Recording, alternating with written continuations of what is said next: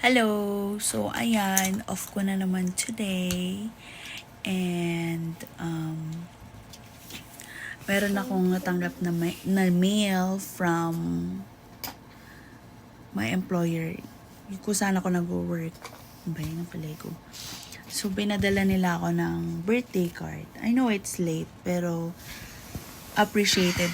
Kasi hindi ko siya in-expect na magpapadala sila. So, ayun. Nung birthday ko kasi parang, hindi ako wala naman dapat i-celebrate eh. Kasi dito hindi naman nagsi-celebrate.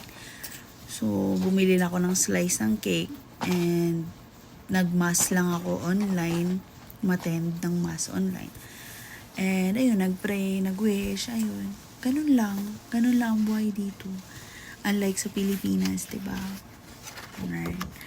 So, ayun. Na-touch lang ako kasi marami silang... Oh my goodness, why the car keys? Although, yung manager talaga is walang message. Pero okay na yan yung mga staff, yung HR, supervisor ko, yung iba. Ayun. Iyon lang naman.